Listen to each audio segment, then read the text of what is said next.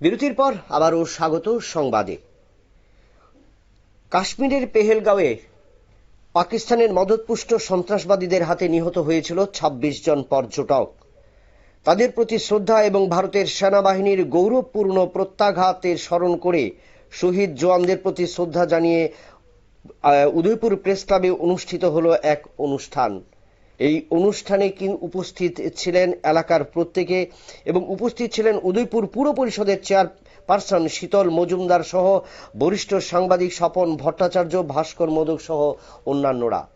এই অনুষ্ঠানে কিন্তু প্রত্যেকেই যে গত ২৬ এপ্রিল পেহেলগাঁওয়ে যে আতঙ্কবাদীরা পর্যটকদের হত্যা করেছিল এবং তার জবাব দিয়েছিল ভারতীয় জওয়ানরা এবং তাদের প্রতি শ্রদ্ধা জানানো হয়েছে। এপ্রিল কাশ্মীরের পেহেলগামে পাকিস্তানের মদতপুষ্ট সন্ত্রাসীদের দ্বারা ২৬ জন পর্যটক যে নিহত হয়েছে তাদের প্রতি গভীর শ্রদ্ধা জানানোর জন্য আজকে যে এই অনুষ্ঠানে প্রেস ক্লাবের সমস্ত বরিষ্ঠ সাংবাদিকগণ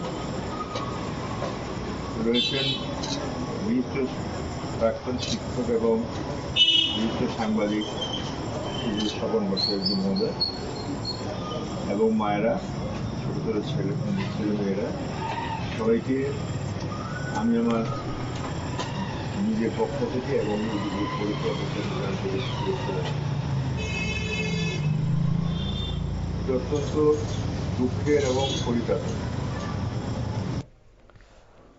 আমরা শুনলাম যে ভারতের বীর যোদ্ধাদের প্রতি, সৈনিকদের প্রতি গভীর শ্রদ্ধা জানানো হলো উদয়পুরে পেহেলগাঁওয়ের হত্যাকাণ্ডের, এবং সেখানে কিন্তু প্রতিনিধিরা কিন্তু প্রত্যেকেই তুলে ধরলেন যে ভারতের বীর শহীদদের সৈনিকদের শ্রদ্ধা, এবং যার কারণে কিন্তু পেহেলগাঁওয়ের এই পাল্টা জবাব কিন্তু ভারতীয় সেনাবাহিনী দিয়েছিল।